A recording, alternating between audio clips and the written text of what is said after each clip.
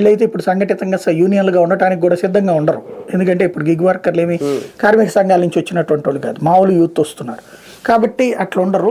కానీ ఇప్పుడు వాళ్ళకు కూడా ఇక్కడ ఇవ్వడానికి సిద్ధపడింది కేంద్రం అంటే గ్రేటే అనుకున్నాం. అయితే అది చూసిన నరేంద్ర మోడీ ఇంకొక అడుగు ముందుకు వేసి టోటల్గా అందరికీ 60 ఏళ్ళు దాటాక ఏదో ఒక పెన్షన్ మినిమం అది 1000 రూపాయల 2000 3000 రూపాయలు అన్నది. ఇది ఒకందుకు ప్రయోజనం ఏంటంటే ఈ నిర్ణయం తీసుకుంటే రాబోయేటటువంటి రోజుల్లో ప్రభుత్వాల మీద భారం తగ్గుతుంది. ఇప్పుడు సాధారణంగా ఇప్పుడు మనకే ఉంది, మననే ఎవరు మన లోకేష్ గారు చెప్పినట్టున్నారు ఏడాదికి 30,000 కోట్లు ఎంత పెన్షన్లు అవుతున్నాయి అనేది. ఆ డబ్బుకి ప్రభుత్వాలకు మిగిలిపోతుందిగా, డైరెక్ట్గా ఇస్తే కనుక ప్రభుత్వాలకు మిగిలిపోతుంది కదా. ఇప్పటికే వాస్తవంగా రాష్ట్రాలకు సంబంధించిన అనేక ఈ సంక్షేమ భారాలు కేంద్రం భరిస్తుంది.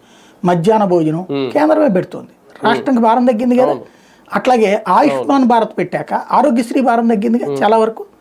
అట్లాగే రేషన్ బియ్యం కేంద్ర ప్రభుత్వమే ఇవ్వడం ప్రారంభించింది 5 కిలోలు ఫ్రీగా, దాంతో రాష్ట్రాల మీద భారం తగ్గింది కదా. నిజంగా ఎన్ని కనుక కేంద్రం ఇవ్వకపోతే వీళ్ళు అసలు 10 పైసలు పని చేయగలుగుతారా?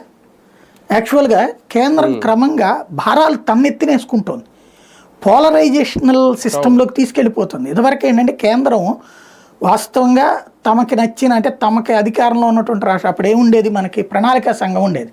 ఈ ప్రణాళికా సంఘం మన దగ్గర నుంచి తీసుకున్న పన్నుల్లో నుంచి వచ్చినటువంటి డబ్బుల్లో ఇక్కడికి 32 రూపాయలు